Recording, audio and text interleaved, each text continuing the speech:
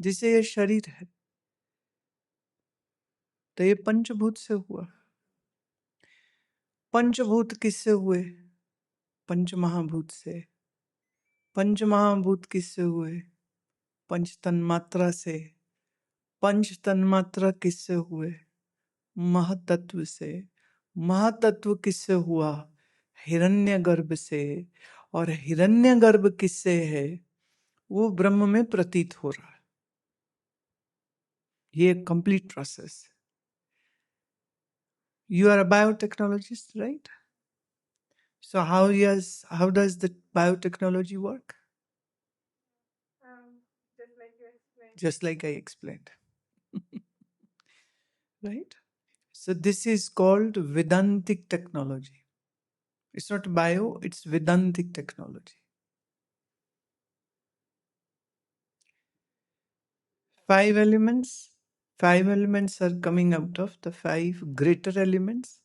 5 greater elements are coming out of 5 tanmatra. 5 tanmatras are coming from Mahatattva or big mind. The big mind is coming out of Hiranyagarbha. Loosely speaking, the golden egg. The golden womb. Hiranya means gold, Garbha means womb. So the golden womb of intelligence, and that is coming, or should I say, that is existing because of the absolute existence of Brahm. Now, if we look it from the other side, from individual side, from micro side, forget the macro, let's go for the micro. What is shape and form of the mind?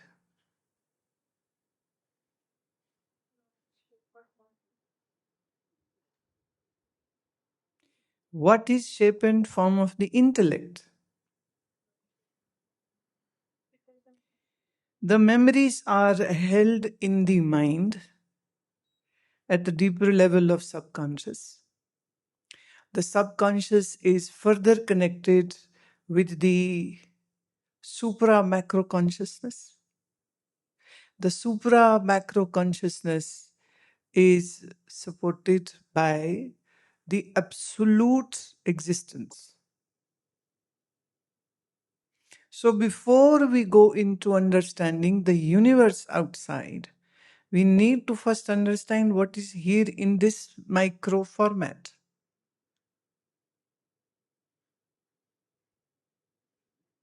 So when we say Karana Sharir or the causal body, then it just means in micro, it is the subconsciousness is getting formed from that, and that is causal body.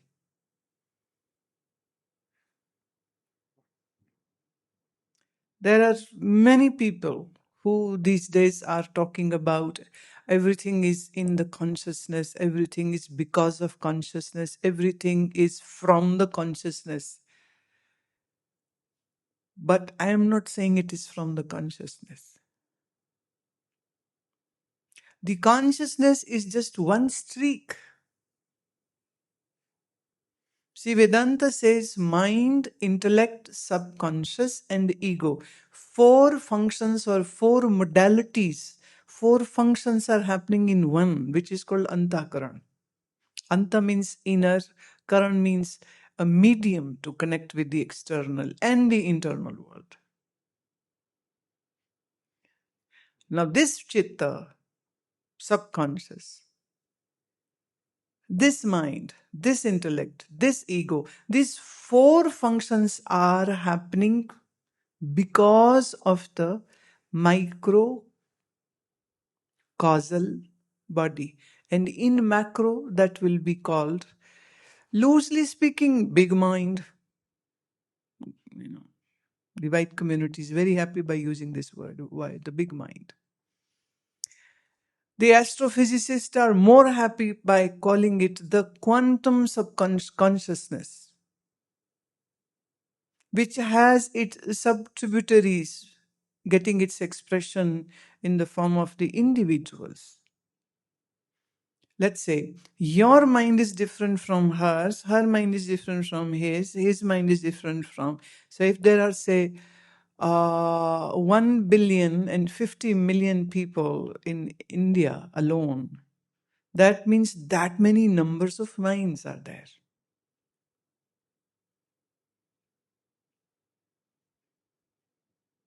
But from where did the mind arise? Now, mind and the subconscious, actually, there are two facets of one thing. The gross form is called the mind, and the subtle form can be called the subconsciousness. And that is happening. Why? Because in the micro, if I go, then it is because the sum total of the conditionings, the karmas, the actions, the impressions, the desires, the objectives, the goals created in your gross mind has support in the subconscious, is being supported by the causal body. Causal body can be easily said the cause of the mind, cause of the intellect, cause of the subconsciousness, cause of the ego.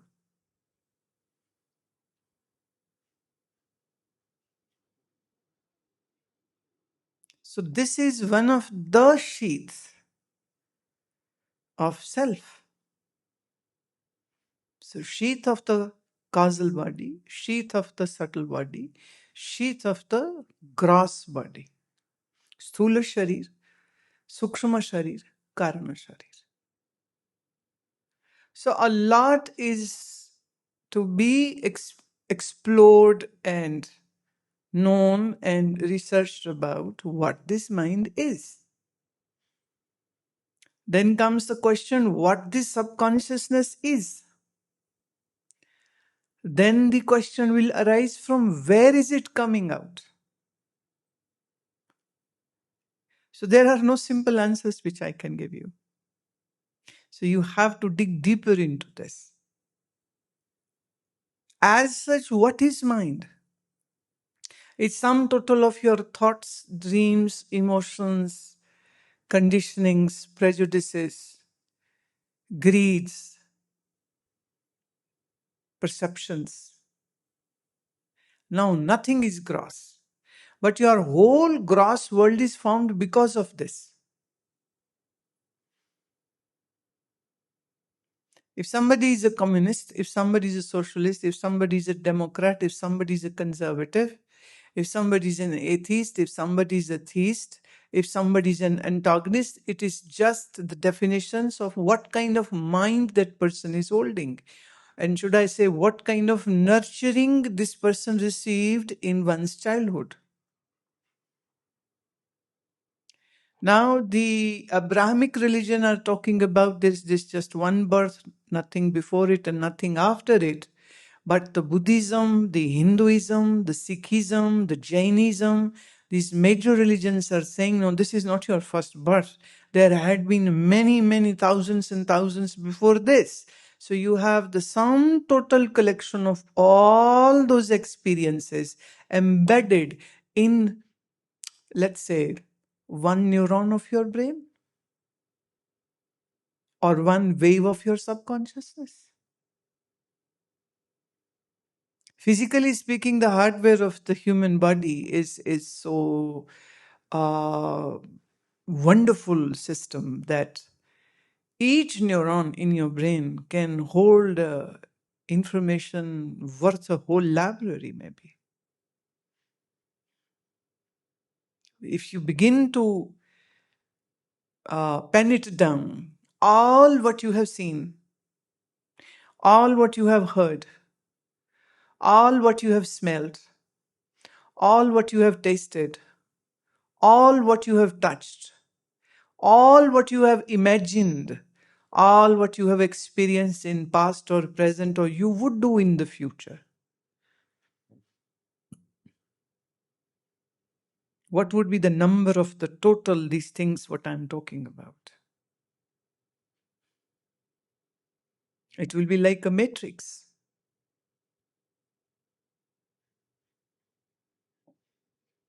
It will be like a matrix. Now you have to become the oracle to understand this matrix. You really, really have to be an extra intelligent and wise to be that. And that is what the job of an realized master is, to pave the way of this intelligentsia amongst those who are eager to know what the truth is, what the reality is. So this is not something which is for idiots. This is not for someone who has a low IQ. And this is not for something which you can just merely believe, like believing in a faith. It is not a faith. It is involution. It is a research. It is a very extensive research. It is a very extensive study, which is very subjective. And you really have to give a lot of time to it to finally crack the code of your own mind. See, you hear all the great things. But when it comes to put things into action, you behave like a stupid common person.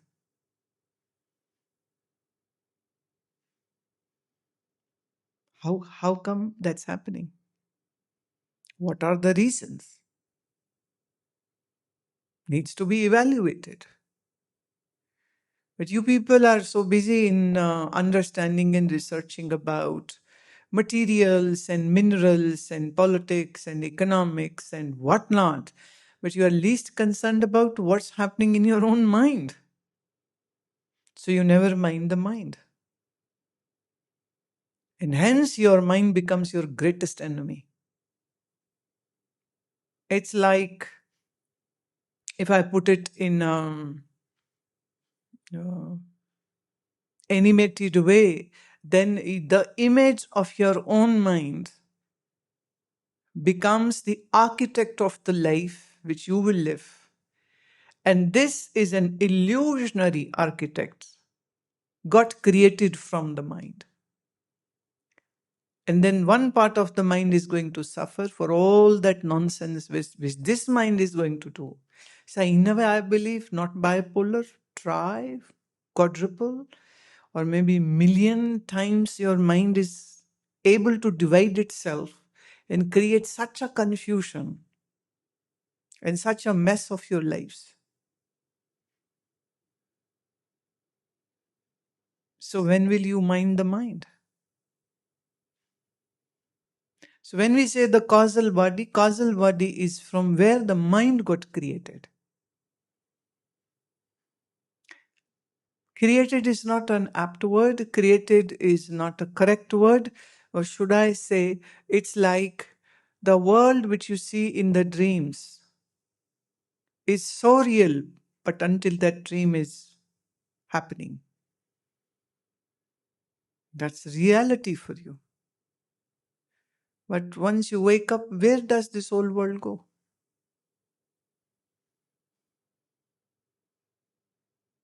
And some dreams can be so vivid and so dangerous and so nightmarish that people can have a heart attack just by watching the dream, which their own mind created. So the illusion of the dream, which seems to be a reality, just keep this fundamental principle in your head. So when you are seeing this external world, is a replica of that dream again, created by the mind, and mind alone is suffering.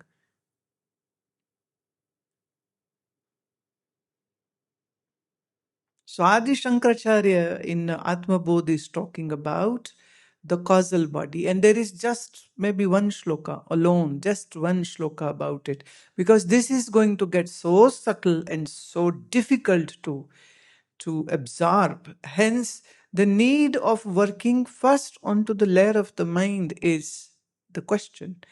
How much can you work on your mind first? And Shankar is giving us the methodology and the strategies which one should follow. For a sadhak, for a spiritual aspirant, he has given these details. So Atmabodh is a beautiful scripture. It tells you step by step by step by step what to do, how to do. So once you understand the system of Vedanta, you can't just do a lip service in Vedanta. You have to, head down into it. You have to dive deeper into it. Otherwise, as Kabir Sahib says, Jin khoja tin paiyan, gehre pani pair. Those found it who went deeper into it. Main bori du bandari, and I was so scared of drowning, rahi kinare bet, and I just kept sitting on the banks, and I could never get those pearls of wisdom which one can receive, but only when you dive deeper into it. And diving deep into the mind means diving into the causal body, from where this mind got its expression. The sense of I which you have is also happening because of the reflection of the real self into the mind. So what you say I am, that is just a reflected self. That's not the real self. But this illusionary reflected self seems to be the truth. Even that is something very difficult to understand. For people, the reality is they see the body as me. That's it. I am so and so, my name is so and so, that's my age, that's my gender, that's my degree, that's my education, that's my family, that's my country, that's my religion, and it's all related to the reflected and illusionary self, not the real one. So, how the hell this first time illusion started? Why did it started? What to do about that? So, to understand this, the method of the Vedanta has to be employed.